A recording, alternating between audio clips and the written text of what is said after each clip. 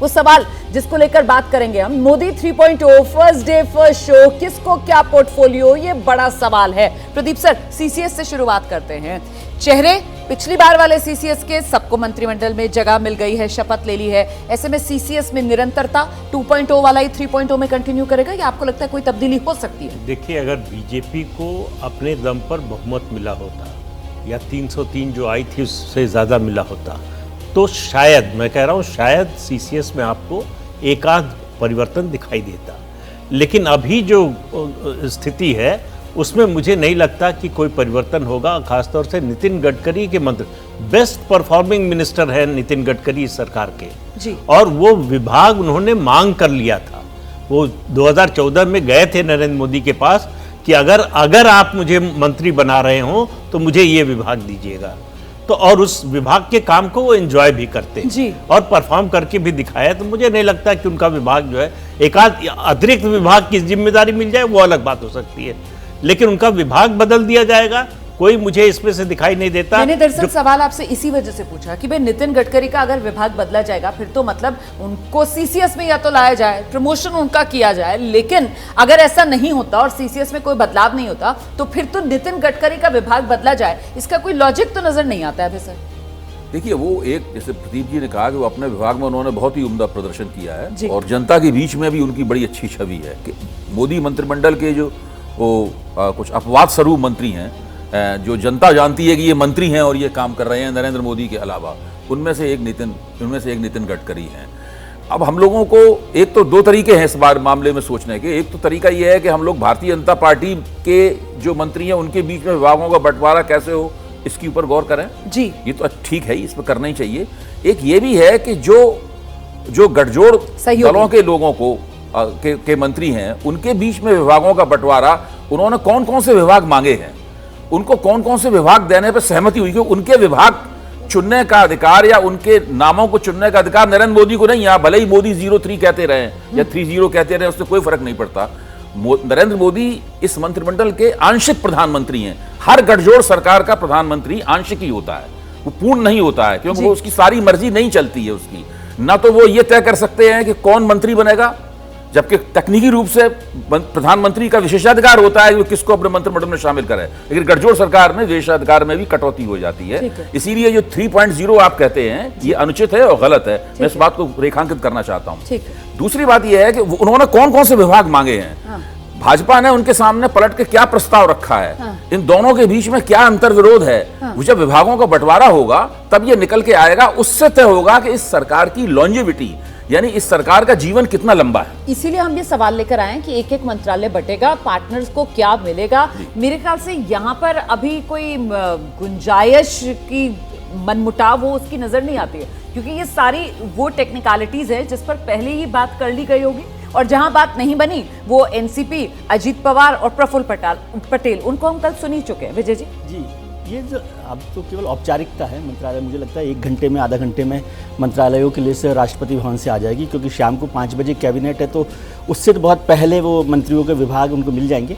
और ये भी बात है कि जो खासतौर से सहयोगी दल है उनके मंत्रालय, उनके मंत्री की वो राज्य मंत्री होगा, केंद्रीय मंत्री होगा, इसका बंटवारा, इसका फैसला तो सरकार बनने से पहले हो गया।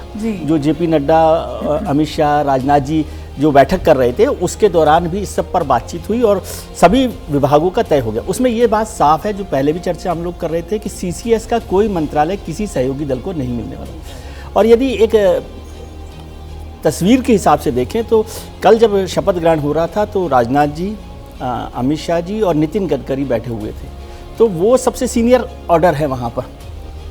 तो इसका मतलब हो सकता है कि नितिन गडकरी जी को प्रमोट करके सीसीएस के किसी मंत्रालय में लाया जाए। और ये कहना कि उन्होंने बहुत अच्छा काम किया, ये तो बहुत अच्छी बात है, लेकिन आप 12th में फर्स्ट पोजीशन पर आ जाए, इसका मतलब कॉलेज नहीं जाएंगे क्या?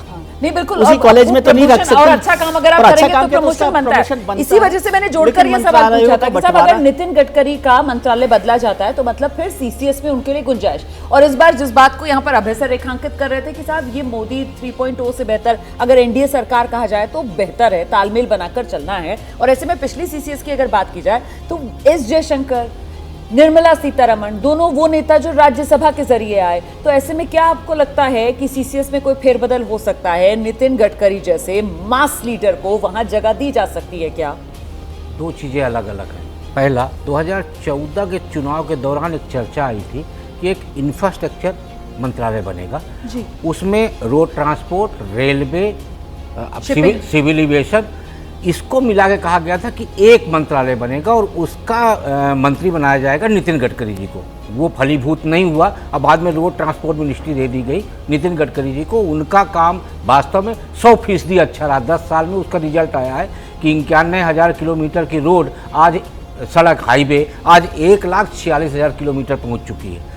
अब दूसरा विषय आता है, सीसीए में मेरी नज़र डिफेंस मिनिस्ट्री पर है। मैं ये देखना चाह रहा हूँ कि क्या डिफेंस मिनिस्टर इस बार अमित शाह जी बनेंगे। यदि अमित शाह जी डिफेंस मिनिस्टर बनते हैं तो 24 से 29 के बीच में उसी तरह से एक बड़ा काम होगा जैसे 19 से 24 के बीच में हुआ। उनको गृह मंत्री बनाया गया और 2 बड़े काम हुए, एक 3 तलाक का, एक धारा 370 का। तो यदि उनको रक्षा मंत्री बनाया जाता है तो मुझे लगता है कि 24 से 29 के बीच में एक बड़ा काम होगा, जिस बड़े काम की कई बार चर्चा प्रधानमंत्री स्वयं कर चुके हैं, पीओके वाले। बिल्कुल, वो बड़ा काम जो आप कह रहे थे, मैं तो चाह रही हूं कि जरा उस पर खुलकर बात कर ली जाए, क्योंकि वो पीओके जो है चुनावी रैलियों में जो बीजेपी के बड़े नेता हैं वो उसका जिक्र करते रहे हैं। ऐसे में ये तो बेहद महत्वपूर्ण बात है जो यहाँ पर शुक्ला जी कह रहे हैं कि बहुत मुमकिन अमित शाह इस बार रक्षा मंत्री की भूमिका निभाए।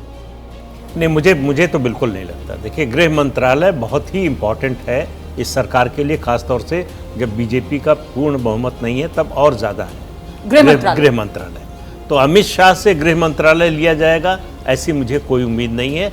दूसरा, पीओके का जहाँ तक सवाल है, वो किसी एक मंत्री के विभाग में होने न होने से उस पर कोई प्रभाव नहीं पड़ने वाला। ये प्रधानमंत्री के स्तर पर, सीसीएस के स्तर पर इस तरह के फैसले होंगे। तीनों सेनाओं के चीफ होंगे और जो इंटेलिजेंस एजेंसीज हैं उनके फीडबैक के आधार पर इसके बारे में कोई अगला कदम उठाया जाएगा। तो मुझे नहीं लगता कि अमित शाह का मंत्रालय बदला जा रहा है। अगर उनको बदलाव होना होता तो उनको पार्टी अध्यक्ष बनाया जाता, मंत्री न बनाया जाता। गृह मंत्री, आप कहते हैं कि उसी भूमिका में इस बार भी अमित शाह नजर आएंगे, बहुत आसार इसी के लग रहे हैं। जैसे ही घड़ी का काटा दोपहर 2:30 पे आए, बबीता जी का दिल सास बहू साजिश के लिए मचल जाए। और ये है इनकी बहू, पूरे दिन ऑफिस की टेंशन हो जाए गॉन जब ये करें अपना फेवरेट शो फ्री टाइम पे ऑन। इनकी तरह आप भी देखिए अपना फेवरेट शो अपने टाइम पर और डाउनलोड कीजिए एबीपी लाइव ऐप अपने स्मार्ट टीवी पर।